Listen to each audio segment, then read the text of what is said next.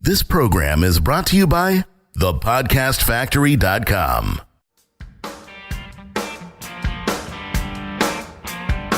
Hi, my name is Igor Kheifets, and this is The List Building Lifestyle, the only podcast which delivers cutting-edge conversion strategies from the online trenches straight to your earbuds. Download the transcript of today's episode and all future episodes at listbuildinglifestyleshow.com. I also invite you to grab a free copy of the Wealthy List Builder Survival Guide at listbuildinglifestyleshow.com/survival. And now, once again, it's time to claim your list building lifestyle. You are listening to List Building Lifestyle. Welcome back to another action-packed episode with your man, fresh from the barber, Mr. Igor Kheifets. Hey, Jonathan. What's up, Igor? How you doing, man? Not bad at all. Excited to kind of hit this topic that is a mystery to most marketers, although I feel it's their obligation and sacred duty to actually understand this kind of stuff.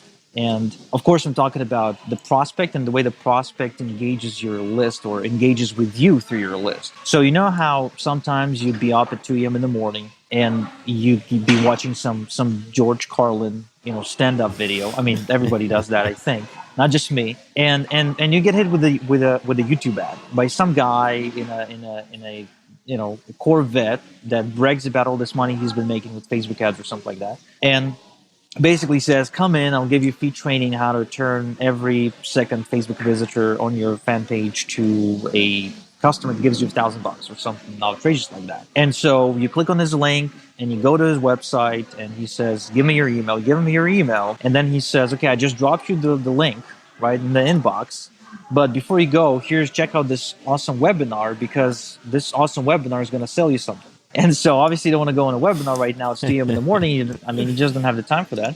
And you're like in bed, one eye shut, one eye still kind of operating.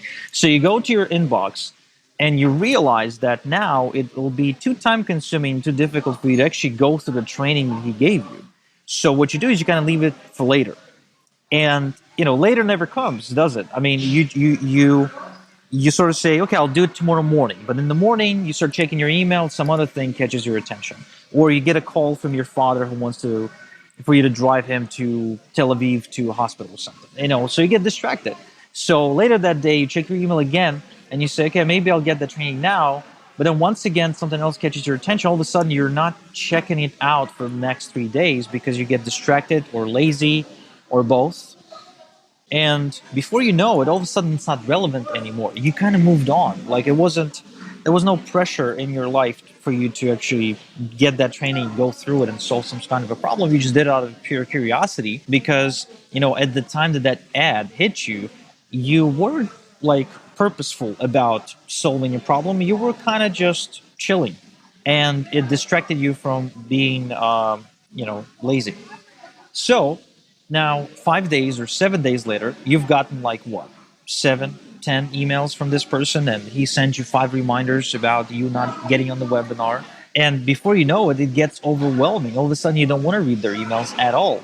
Because the more they pile up in your inbox, the least likely or the less likely you are to start going through them. And that is why a lot of the times we build a list that's supposed to be full of prospects that are interested in whatever it is that we're selling. And let's face it, someone like me would be interested in finding out how they can turn their Facebook fans into sales, because I got, a couple of thousand or maybe 1,500 or 1,300 or something like that. So, why not? Right? Even me. Even somebody who doesn't do much Facebook, nowadays anyway.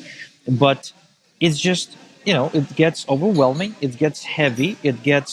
Life gets busy, and all of a sudden you moved on, and now you're a quote unquote water. You're a dead subscriber on this guy's list, even though his marketing is kind of professional, and even though he's a cool dude and you like him, even though you trust him to be telling the truth, it's just. Right now, it's just not the ideal time. So all of a sudden, you become one of those people on that person's list that gets the emails but never opens them. And that seems to be a very common experience for marketers out there who build a list, isn't it? Yeah. So I have a question that hopefully doesn't derail you. What the hell are you doing up at 3 a.m.? Honestly, well, as a father, you'd understand, right? So in the morning, you kind of do your work. In the afternoon, you spend this time with the family. And the only real alone time you get with your wife is when your child is asleep, is in bed, right? Tucked in. So for me, that's about 9:30, 10 p.m. or so, because she's 5 now, almost 5. And after that, so there's now the alone time with your wife. So you watch TV shows maybe together, or maybe you do whatever, go out, maybe call in the mother-in-law to come in and watch the kid while you Really? you take her out for sushi. Yeah, I mean, why not? Um, Wow. and and then you come back home, she goes to bed, okay, and you end up staying up late watching George Carlin stand-up Yeah, videos now I because have a follow yeah. up for that. What time do you start your day, dude? If you're up at 3 in the morning, what time do you start? Like 12 in the afternoon?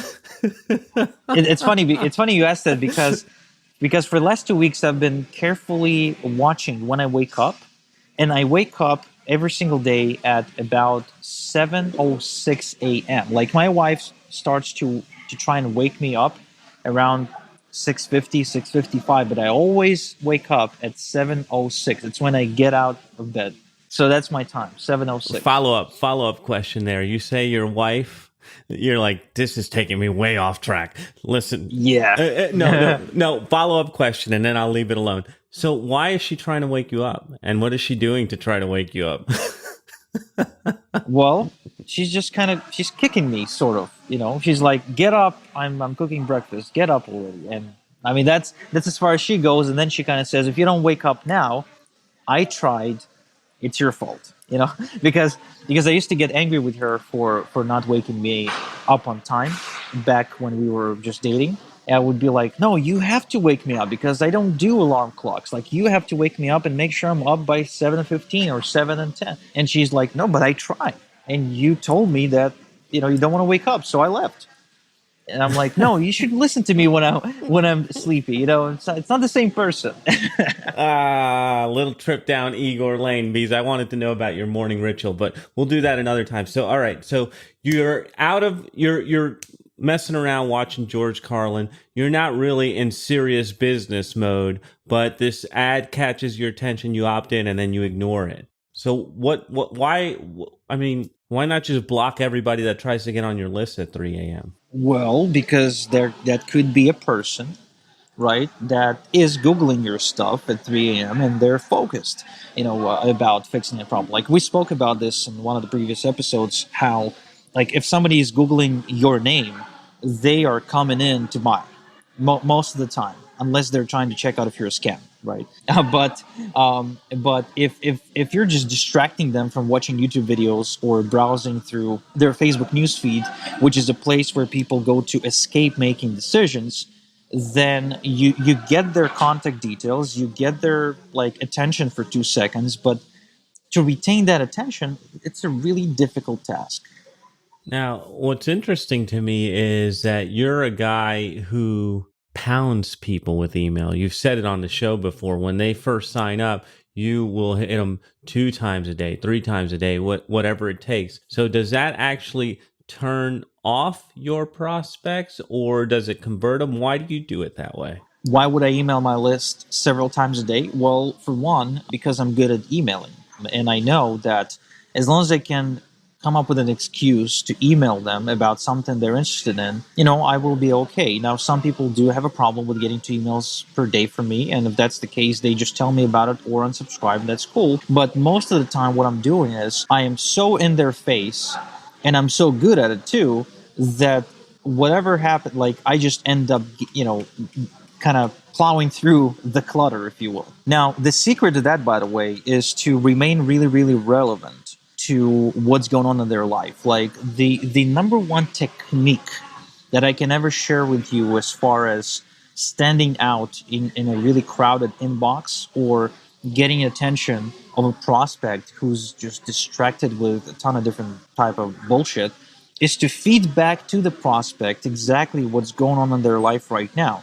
Because as soon as they hear that, as soon as you talk about their problems they're going through right now, they are willing to stop everything to tune everything else out and to listen to you, because if there's one thing that we are all interested in, it's solving our own problems, no matter how small these problems are. So how did they get there, Igor? Because you talked about the guy that was doing the Facebook ads training, whatever, off the YouTube video.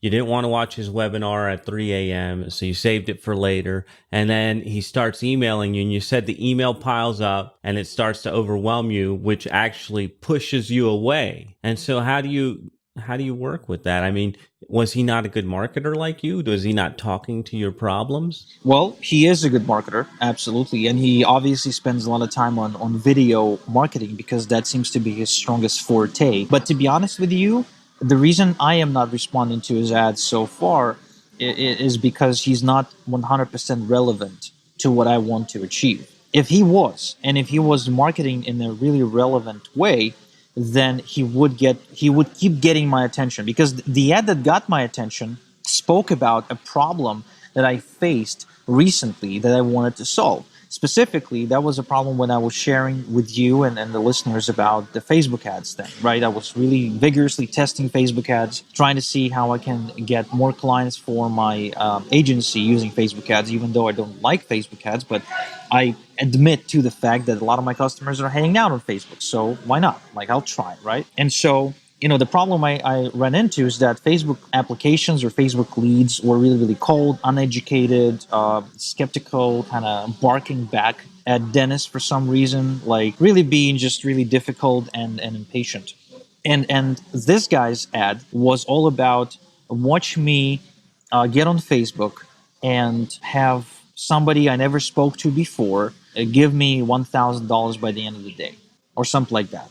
And so it all came down to him showing, and I watched, like, I kind of speed through the training, like using the player, right? So he showed how he's basically getting somebody to respond to an ad by messaging him.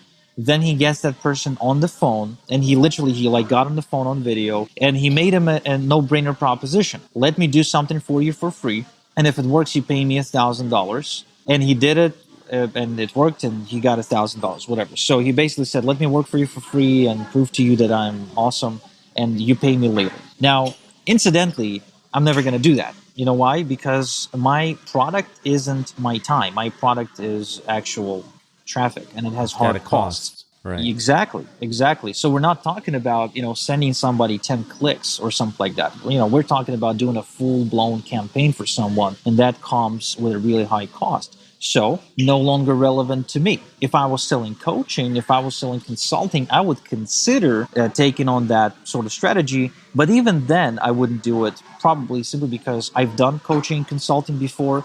I sold it before, and I never had to work for free to prove to somebody that I'm worthy of their money, because that puts the prospect on the pedestal, and not the kind of strategy I want to take on. Right. So even when I was getting 15 and, even to the tune of 50, I had a few clients who paid me 50 grand. I never had to do any work upfront for free for them. And that's just not the kind of business model that I want to build on. You know what I mean? Like, I don't have to prove anything to anyone at this point. But of course, if you're brand new, maybe that's a good tactic to follow. My point is this. I failed to continue to consume his marketing simply because from that point forward, it was no longer relevant, and I got too lazy about consuming it in the first place. Now, the reason I know what his marketing is all about is, again, because at 2 a.m. in the morning, I literally set the player to double the speed, and then I started kind of going, like, fast forwarding a minute here, 2 minutes there, and I kind of went through it real fast. And then, he, of course, promised to give something else in addition to that, but then there was a timer that was ticking down for like 45 minutes. And I didn't wait for that. So my point is that if you see that people stop responding to your emails, like if they open the first email and then what starts happening next is they don't respond at all. So there's like a spike at first and then it just goes down like that abruptly, then you're not relevant, and you need to change the content of your emails to be more relevant and more urgent for your prospects. Or maybe it's your offer. That is possible too. I actually just recently revamped my front end offer for people who kind of apply to work with us and then they refuse to take action in the first X days, right? I created an offer that was a true no-brainer Didn't require for me to work for free or anything like that, but made a really sweet offer. It's a brand new one, and it was targeted directly to the people that kind of reached out to us, but then got cold. Because believe it or not, we don't convert everybody. Like Oh as much my as I want God. to, as much as I want to pretend to be the god of conversions or whatever, like it's not true. On average, we convert about 1 out of 10 people Oh, that reach wow. out to us, For the VIP? and that doesn't sound like much. No, just for the regular traffic, because a lot of people that are reaching out to us are really, really cold. So, by redeveloping the offer, we were able to get it from 1 to 3 out of 10. So now, we're getting somewhere. Now, of course, there are traffic sources, or, I would say like sources from where we're getting clients. Like if it's somebody used us and then they say to their friend, go use Igor. I mean, that's not going to be 1 out of 10. That's going to be not 9 out of 10. But if we're talking about cold traffic, which is really the difficult part, like nobody actually gets into this business and all of a sudden has people being referred to them, do they? Right? It just doesn't happen overnight. It happens after like 7 years probably.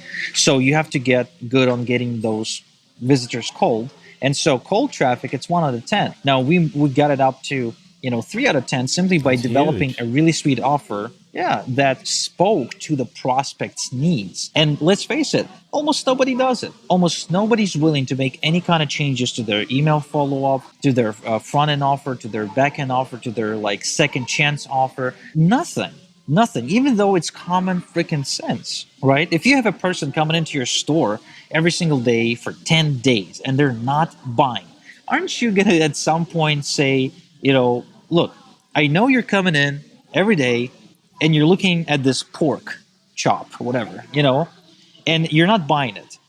So there's only two reasons why you're not buying it. Either you don't eat pork, but you kind of really want to give in and eat pork, in which case I can't really help you. Or maybe you're not buying this pork chop because it's too expensive for you, or something like that. Although I don't believe that people buy necessarily just on price, but let's just say for the sake of this simplicity, right? For sake of simplicity, you're not buying it because it costs $50 and you don't have $50.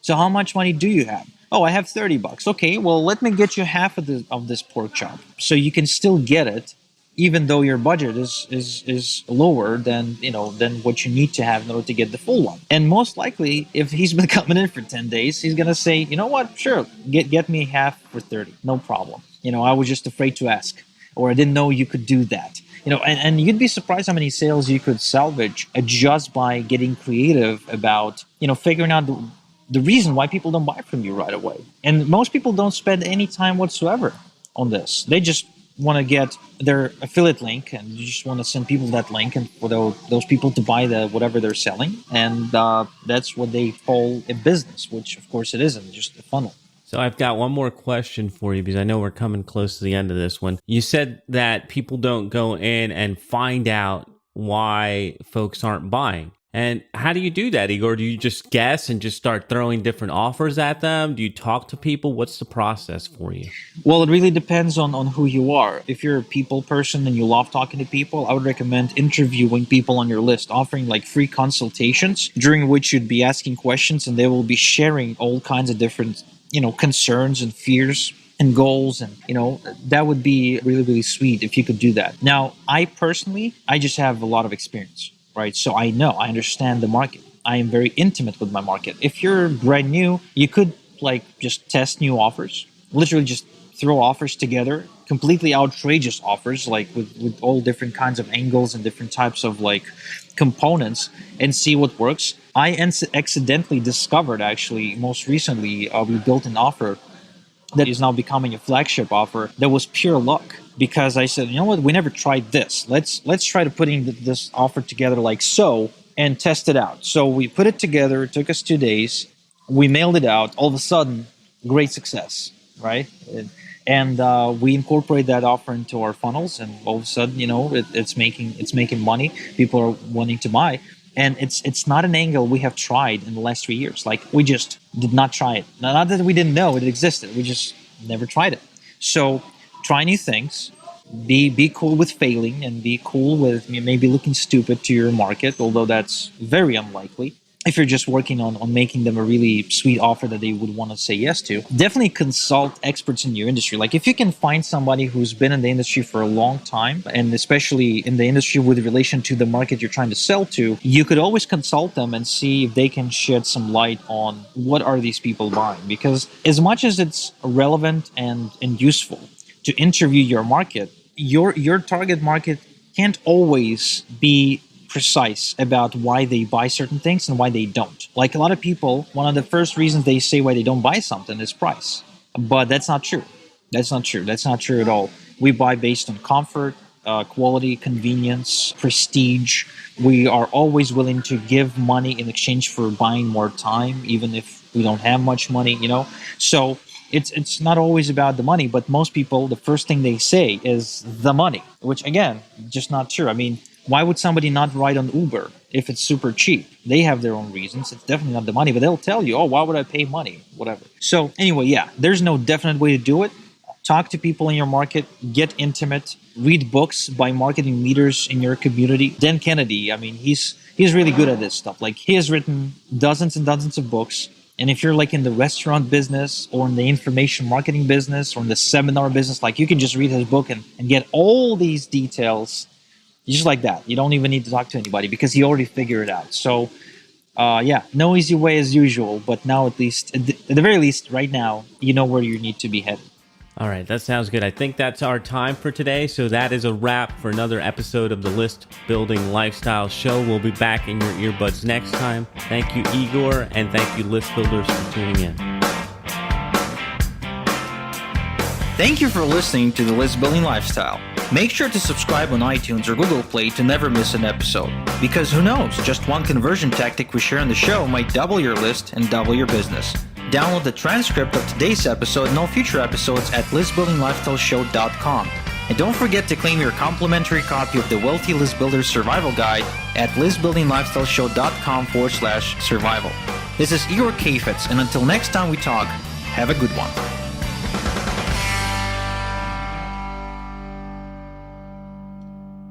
This is the podcastfactory.com.